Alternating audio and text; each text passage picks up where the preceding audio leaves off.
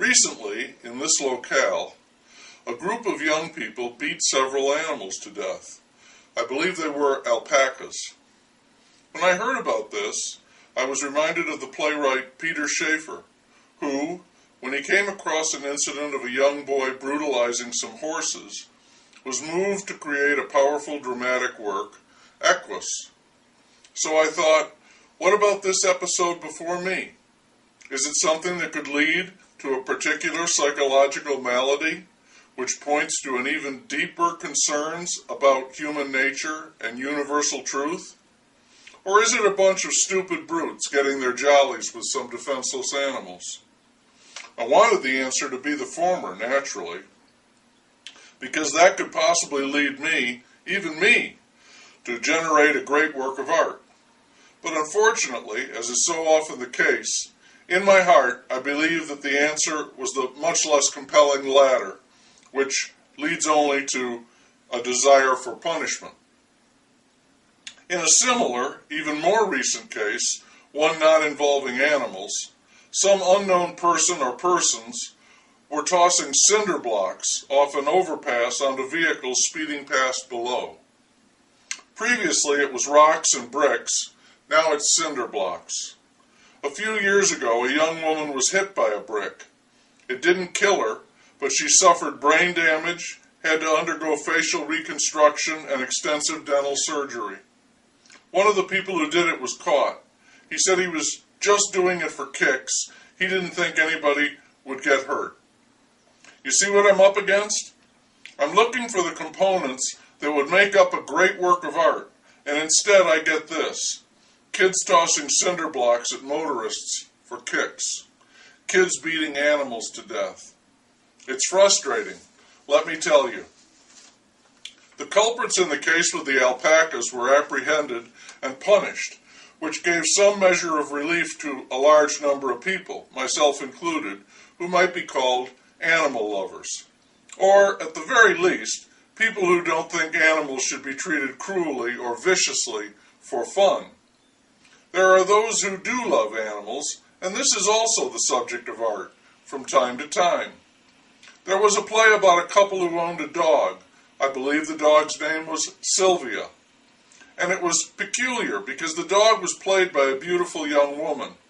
And the play would not have worked unless the dog was played by a beautiful young woman. Okay, it might have worked if the dog was played by a handsome young man. Worked in a different way, but it might have worked. But it never would have worked if the dog was played by a dog. So I thought the author was doing a bit of cheating, sly boots. The play wasn't really about what it was about. Wink, wink, you know? Another play in which there is love between a person and an animal is Edward Albee's The Goat, or Who is Sylvia? The Sylvia part of it comes from a song out of Shakespeare. That's what is said, but I wondered if it could possibly be a reference to the dog who has to be played by a beautiful young woman.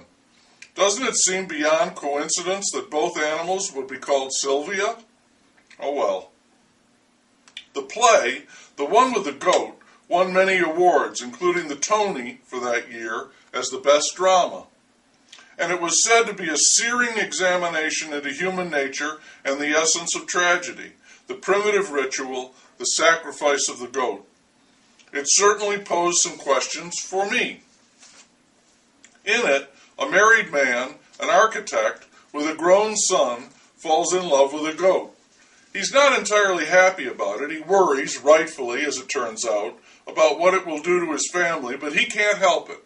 He's infatuated. He loves that goat. What I wanted to know, and what I felt the play did not tell me was the love requited? Did the goat love the man? And if she did, how did she express this? When he showed up for one of their clandestine meetings, did she bleat with joy? For that matter, how exactly did the man display his affection for the goat? I mean, other than the obvious, engaging in sexual intercourse with the goat. Besides that, because I think we might all agree, sex is not the fullness of love. Sex may certainly be an expression of love, but there's got to be more to it if two creatures are really in love. So if the man truly and helplessly loved the goat, how did he show this? Did he kiss the goat, cuddle with the goat, groom the goat, braid its hair, bathe it, buy it perfume, read to it, offer the goat special feed, create luxurious quarters? When the man would have sex with the goat, where did this take place? Was it in a barn or shed, or did the man take the goat to a motel room? Did the man regularly and tenderly communicate with the goat with something other than his penis? Would he speak in words, or would he talk goat? Did the goat respond? And to my original concern, was the goat aware of the man's feelings, and did the goat reciprocate? I worry about this because if the goat is not completely involved in this affair, then the man is just some deluded individual who is hung up on humping a goat. In order for us to veer into the dark, deep waters of tragedy, I think the goat has to also love the man. Sex could be an individual fantasy, but if we're talking about true love, at least two entities have to be involved. Only if the man loves the goat and the goat loves the man may tragedy ensue. Then there's the son who is gay, who is troubled about coming out to his parents, but when he learns that his old man is fucking a goat, he no longer feels abnormal, I guess you'd say.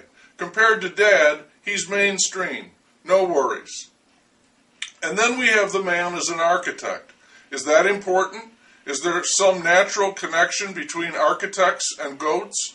Also, I wondered if the man was not faithful to his woman, how do we know he will be faithful to his goat?